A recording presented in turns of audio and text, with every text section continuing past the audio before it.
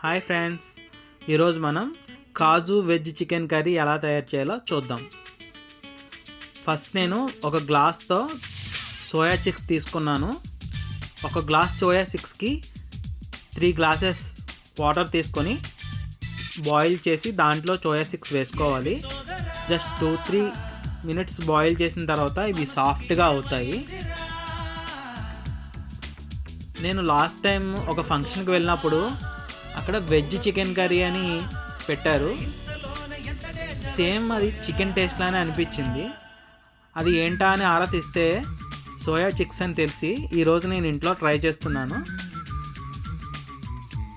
చూసారు కదా, ఇలా బాయిల్ అయిన తర్వాత స్టవ్ ఆఫ్ చేసుకొని కాసేపు పక్కన పెట్టి చల్లారిన తర్వాత ఇవి వాటర్ని అబ్జర్వ్ చేస్తాయి కదా, దాన్ని మొత్తం పిండేసి వేరొక బౌల్లోకి తీసుకోవాలి.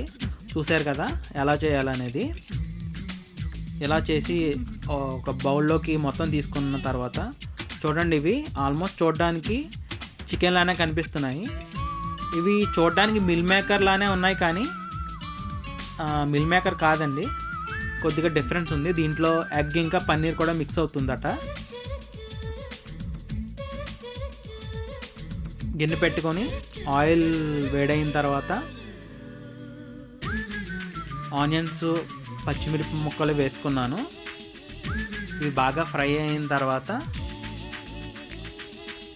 దీంట్లో సోయా చిక్స్ వేసుకుందాము. దీంట్లో చాలా ఎక్కువ ప్రోటీన్ ఉంటుంది. డైట్ చేసే వాళ్ళకి చాలా అంటే చాలా యూజ్.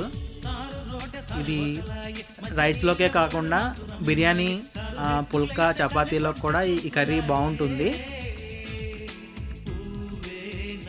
నేను ఫస్ట్ టైం తిన్నప్పుడే నిజంగా ఇది చికెన్ కర్రీయేనా అని అనిపించింది. దీంట్లో నేను నానబెట్టి పెట్టుకున్న జీడిపప్పు కూడా వేసానండి. ఈ రెండు వేసాక బాగా కలిపి బాగా ఫ్రై అయిన తర్వాత